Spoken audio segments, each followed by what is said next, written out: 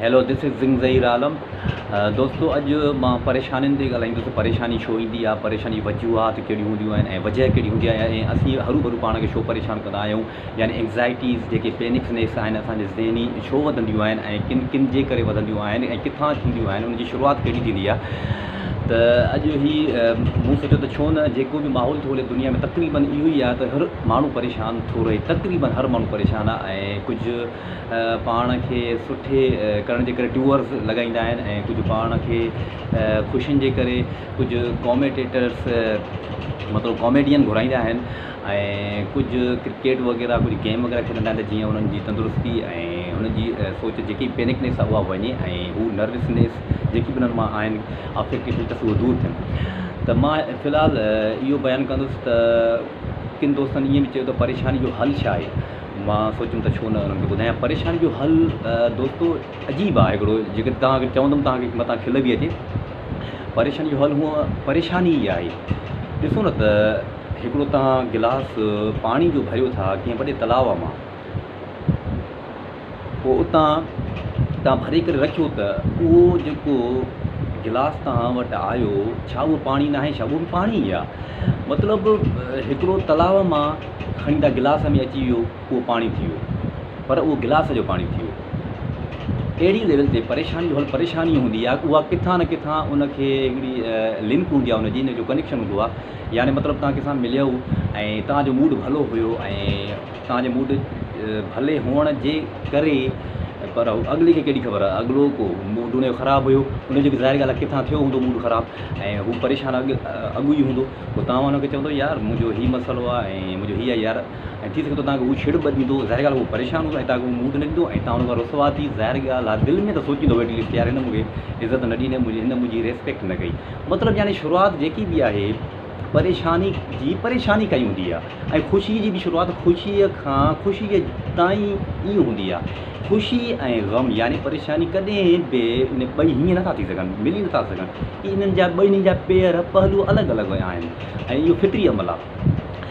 किन किन खे त माहौल खां अफेक्टेड के माण्हू थींदा आहिनि ऐं मुआशिरो उन्हनि खे थोरो तंगी थींदी आहे, या किन किन खे हर परेशानी थींदी आहे। इहा त बाबा किन खे माली परेशानी हूंदी आहे। बहरहाल मुंहिंजो मक़सदु हिकु ई आहे, जेको तव्हां हर परेशानी हटाए सघो था, उहा कीअं हटाए सघो था उहो ईअं ई जीअं हाणे बयानु कंदुसि जल्दी में। दोस्तो, पंहिंजे लाइ माहौल पैदा कयो, अफेक्टिव फिल्टर्स पंहिंजा ज़हनी ख़तमु कयो। सपोज़ कयो तव्हां कंहिं महफ़िल में वियो, तव्हां कंहिं वॾी शादी हॉल में वियो या कंहिं वॾी ख़ुशी वारे मौक़े ते वियो, उते तव्हां परेशान आहियो। ज़ाहिर सी ॻाल्हि आहे, ॿी दुनिया ख़ुशि आहे, हू पंहिंजी ख़ुशियुनि में महू हूंदा, तव्हां ई सिर्फ़ु परेशान हूंदव। तव्हांजी परेशानी जेकी आहे इहो सॼो तव्हांजे लाइ जेको माहौल हुयो, इन्वायरमेंट हुयो, शादी वारो या महफ़िल वारो या महफ़िल मौसीक़ी हुई या किथे को अहिड़ो को वॾो को प्रोग्राम हुयो, उन में परेशानी तव्हांखे ई आहे सिर्फ़ु। मतिलबु उते माहौल भलो आहे, हू ख़ुशि आहिनि पर तव्हां ना ख़ुशि आहियो। मक़सदु इहो आहे त इहा पाण तव्हां में इहा परेशानी आहे। उहा परेशानी तव्हांखे हल करण जे लाइ तव्हां एनवायरनमेंट पैदा कयो, माहौल पैदा कयो, सुठो माहौल पैदा कयो, सुठनि माण्हुनि सां उथो वेहो जेके ख़ुशि मिज़ाज हुजनि या साबिरिन हुजनि। इन अलावा साबिरिन बेशक अलाह सब्र वारनि सां साण आहे। ऐं क़ुरानी हिकु नुस्ख़ो हल जज़ाउल एहसान इल्लल एहसान, ऐं बेशक चङाई कयो ऐं तव्हांखे मां मतिलबु थोरो कयो ॿियनि ते ऐं तव्हांखे जा थोरा मां ई लाहींदुसि।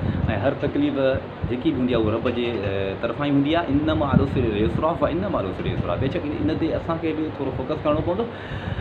ऐं इहे ॻाल्हियूं जेके असां सोचींदासूं, ॿिए सां चङाई कंदासूं, असां सां बि चङाई थींदी। ऐं परेशानी जो जेको मां पहिरियों मां मिसाल ॾिनो हल, इहो परेशानी इन जे करे ई आहे, हर बुराई जेकी हूंदी आहे न, उन बुराई जो बि उनजो ॻांढा पोइ बुराई मां ई हूंदो आहे। ही अहले इल्म फिलासफ़ी जिन जा थाट्स हूंदा उहे सम्झी सघंदा इन ॻाल्हि खे मुंहिंजी खे। ऐं किन खे त पंहिंजी साइकोलॉजिकल पंहिंजा हिकिड़ा इफेक्ट्स हूंदा आहिनि, पंहिंजा हू पाण में अफेक्ट्स जा हलिया वेंदा आहिनि, डिसअफ्लेक्स जा काफ़ी मेंटली हिकिड़ियूं हल्कियूं हल्कियूं बीमारियूं हूंदियूं आहिनि जो साइकोलॉजिकल तमामु घणा इम्पेक्ट्स पवंदा आहिनि माण्हू ते। हू गुज़ारो हुनजे लाइ ॾाढो ॾुखियो थी वेंदो आहे। पर सवली सिंधीअ में मां तव्हांखे जल्दी टाइम थोरो आहे इन जे करे मां तव्हांखे इहो चवंदुसि त तव्हां परेशान जॾहिं थियो, कोशिशि कयो इन मां निकिरण जी, माहौल पैदा करण जी, ऐं थोरो पाण खे अकेलाई में बि रखण जी, ऐं बाग़ बाग़ीचनि जो रस्तो वठो जिते गोड़ घुमसान न हुजे, उते तव्हां पाण सुकून सां या अहिड़ो कुझु मूंखे 100% यकीन आहे तव्हां अहिड़ो कुझु करण सां सिर्फ़ु थोरो पाण खे पंहिंजे मुंहं सां पाण खां पुछण सां ऐं मतिलबु अहिड़ो कुझु जिते माहौल सुठो आहे तव्हांखे घुमण सां जिते मज़ो थो अचे राहत थी अचे तव्हां उते वञो ऐं हूअं मतिलबु ओड़े अमल करण जी कोशिशि कयो। ऐं मां सम्झां थो एंग्ज़ाइटीज़ जेके बि हूंदियूं आहिनि इहे बेज़ाहिर ॻाल्हि आहे एंग्ज़ाइटीज़ मां ईंदियूं आहिनि। हर कनेक्शन हूंदो आहे जीअं बुराई जो बुराई सां ई हूंदो आहे चङाई जो चङाई सां ई हूंदो आहे अहिड़ी लेवल ते हर ॻाल्हि जो हिकु ॻाल्हि ॿी सां कनेक्शन हूंदो आहे। इहो असांजो इस्लामी पॉइंट ऑफ व्यू बि आहे ऐं हुन में असां कुदरती हदीस आहे कुल शयुनि यर्ज इला असले हर शइ पंहिंजी असलियत ॾांहुं ई ईंदी आहे ऐं मतिलबु ओॾां ई वरी वेंदी आहे वापसि वेंदी आहे। हर शइ पंहिंजी असलियत ॾांहुं ई वापसि वेंदी आहे। चवण जो मक़सदु इहो माना हिकिड़ो पेयर आहे हिकिड़ो तह आहे मतिलबु उते ई उहा जेकी मतिलबु बुराई या मतिलबु परेशानी आई उन जो तह बि उहो ई आहे जिते उन जी जॻह आहे। वरी ख़ुशीअ जी बि ज़ाहिर ॻाल्हि आहे तह जेको हूंदो उते ई ख़ुशी वेंदी। कॾहिं बि इहे ॿई पहलू ॿई ॻाल्हियूं ख़ुशी ग़म हिकु जॻह नथा वठी सघनि। ज़ाहिर ॻाल्हि आहे ख़ुशि हूंदव तव्हां वटि परेशानी न हूंदी। ज़ाहिर ॻाल्हि आहे तव्हां परेशान हूंदव त तव्हां वटि ख़ुशी न हूंदी। पोइ इन जे करे तव्हां हालतुनि सां हिकु थी हलण जी कोशिशि कयो ऐं हालतुनि मां निकिरण जी वजह ऐं मेन मक़सदु इहो ई आहे। ऐं मां सम्झां थो ऐं मां बि प्रैक्टिकल लाइफ मां काफ़ी गुज़ारी आहे इन्हनि साइकोलिंग्विस्टिक या साइकोलॉजी मां कुझु बुक्स ऐं सोशलॉजी इन ते मुंहिंजो घणो उबूर ऐं असाइनमेंट्स मूं ठाहियूं आहिनि। इन ते वरी मुंहिंजी रिसर्च आहे तक़रीबन मां सम्झां थो जेको मुंहिंजो अंदाज़ो 7 साल में मुंहिंजी रिसर्च आहे। त मुंहिंजो जेको मक़सदु आहे चवण जो तव्हां बिल्कुलु परेशानी जो हल परेशानी जिथां तव्हांखे आई आहे मतिलबु उतां हल करण जी कोशिशि कयो। नथो थिए तव्हां सबुरु कयो।